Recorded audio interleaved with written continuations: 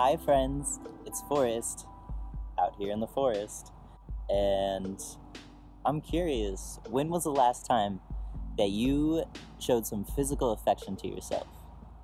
I know a lot of people are talking about self-love right now, which is great. Please, let's talk about this. Everybody loves themselves, really. That's why I'm here making this video. But what I've noticed is that the trend seems to be like doing things for yourself, or taking time to yourself, like taking a bubble bath, or making a meal for yourself, or just having no plans for the evening, just a date with yourself. Those are all great things. I practice these things as much as I can. And I'm really interested in physical affection as another expression of self-love, which I think nobody really talks about. See, I'm laughing because I'm kind of embarrassed about it, but whatever, here I am, out of the self-love closet. So I'm doing this thing where if I catch myself biting my lip, I just kiss myself instead. Like, I've been biting my lip. It's a response to anxiety, stress, or fear. I've been doing this for over 20 years, since I was like a small child. I have memories of just biting the shit out of my lip, where I peel the skin off with my teeth. It's kind of gnarly, so hope you're able to stomach that. But, you know, some people have this thing where they bite their nails. I bite my lip. That's just how it is. I've been trying to get rid of this habit for literally years. Like, I remember even since high school trying to get rid of this. So, I'm trying something different now. You know, because if I'm doing this out of stress, fear, or anxiety, then, like, what would I say or do to someone who's experiencing stress, fear, or anxiety? Maybe I would hug them and comfort them. You know, in my case, I would like to give myself a little kiss. So, how did I get to this point? It wasn't overnight, right? So, let me do a little backstory. I hit this really low point. It was the height of my substance abuse. It was right before I came out of the closet as trans, but at the time, I didn't have words to articulate the feeling, and it was a truth that I had so deeply repressed and I was like resisting seeing that I just felt like shit. I was isolated and depressed and lonely. I was single. I wasn't dating anyone at the time. So I was just in this really horrible place emotionally and mentally. Caught myself biting my lip. Out of this low point, I was craving connection so bad that one night I just decided to kiss myself before I went to bed. You know, like a little, or along the arm or something. Anywhere that you can feel your lips touch your skin. You know, skin-to-skin contact. So I started doing this before I went to bed, and I would say, "Good night, I love you," to myself. Normally things I would do with a partner. I would kiss a partner goodnight, and I would say, "I love you, good night." But I'm like, why can't I be my own partner? You know, who am I waiting to come rescue me, right? Like, I can provide these things to myself. Otherwise, I'm waiting around my entire life. There seems to be this trend where we're children, and somebody like is watching us. Our parents are celebrating our first step, our first words, our first everything. Your tooth falls out. Oh my God, it's a huge deal. Like, everything's exciting. Somebody's watching you and celebrating you.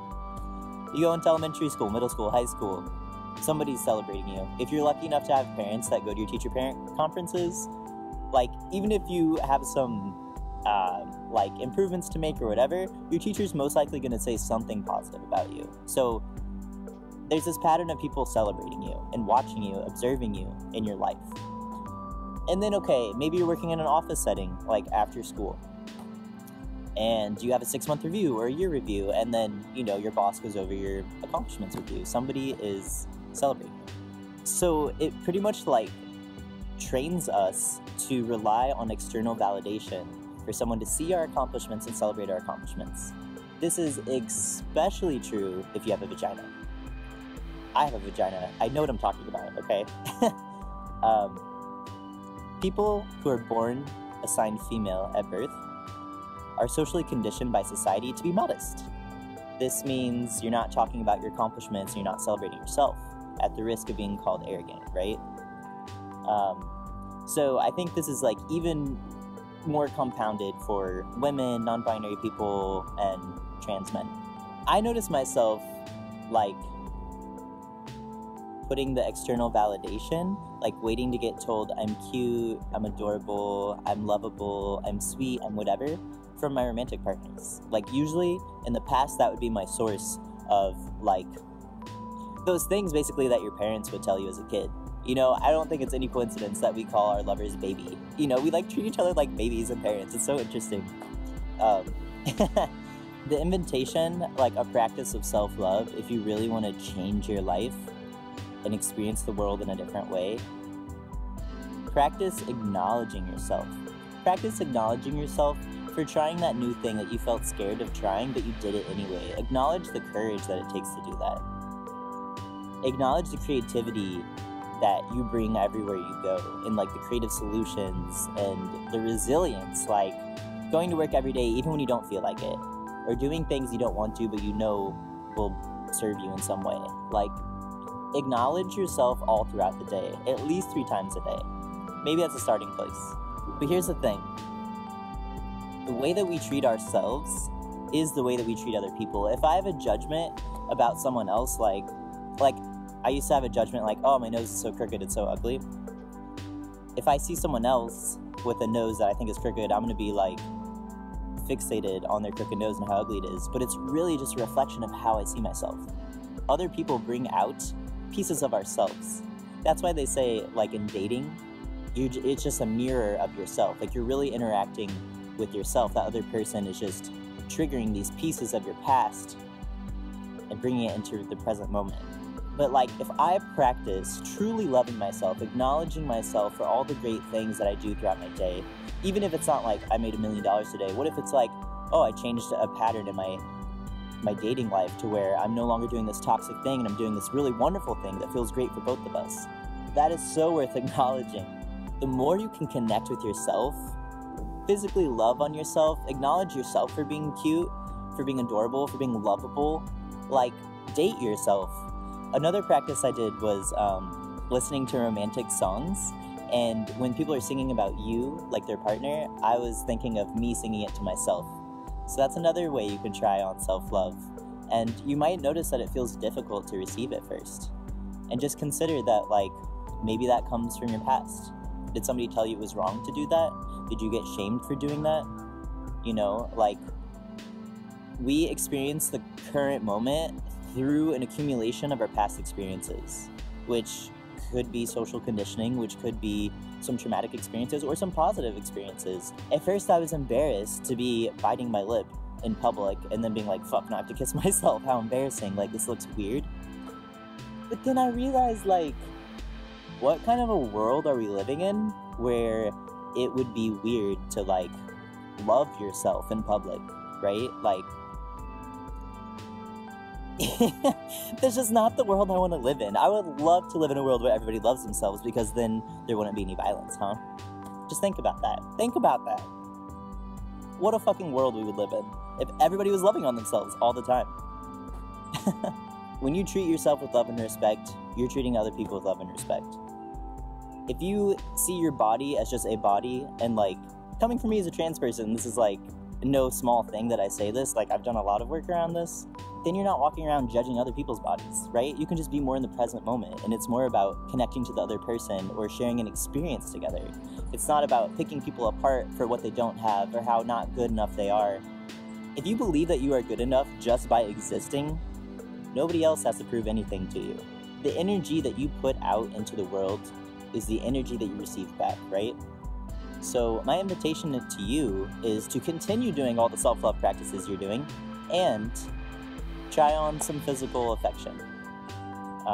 Try some of the things I mentioned in this video, or try something different and share it with me. I'd love to know what you come up with, because I'm always down for new self-love practice. Cannot get enough love, even from myself.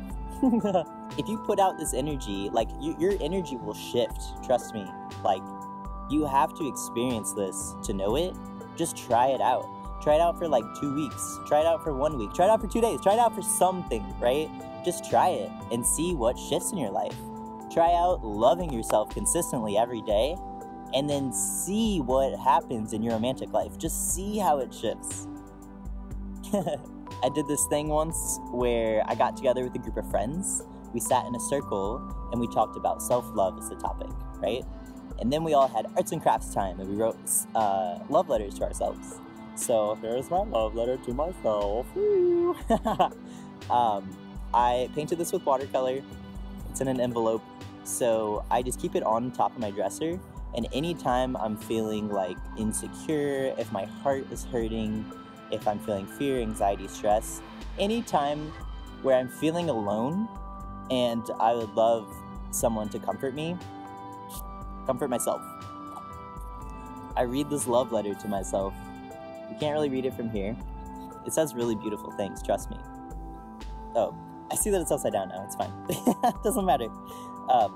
But I have read this in the mirror to myself, as if I'm speaking to myself, and like at these low times when I'm not feeling all the way there, like I need my cup to be filled up, saying these words to myself, they're not coming from myself in that moment, they're coming from me in the past, like my past self, where I was feeling I had a full cup.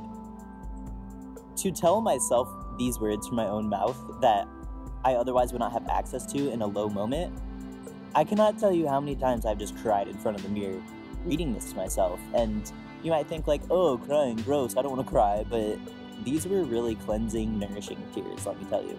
Something shifted in me where I felt soft inside. You know how like when you feel icky, like anxiety or fear or stress, and it feels like there's a tornado in your stomach and maybe some lightning and like all this stuff? The tears were just an outward reflection of how my energy was shifting in that moment. I cannot tell you the healing power of a love letter to yourself and reading it in the mirror out loud to yourself. Maybe throw a kiss in there too. I'm excited to share this information. I'm coming out of the self-love closet. Yeah, that's right. The closets never end for me. First it was queer, then it was trans, and now I'm loving myself openly. Ooh, what a radical act. So radical. So I'm excited to share this with you, and I'm excited to see how it goes for you. I hope something beautiful happens that maybe you could have never predicted. And I would like to acknowledge you in advance for trying something new, and for the courage it takes to do that, for the curiosity, and for the play, you know? Like when we were little kids, before we had all this social conditioning and all these hurt wounds that we have left unhealed, we had this sense of curiosity and play, and we would just try things out, and we would play make-believe and all these things. So I acknowledge you for tapping into your inner child and trying something different. That might seem silly, but you know that there might be an adventure on the other side. Who knows what will happen unless you try. Have a beautiful day.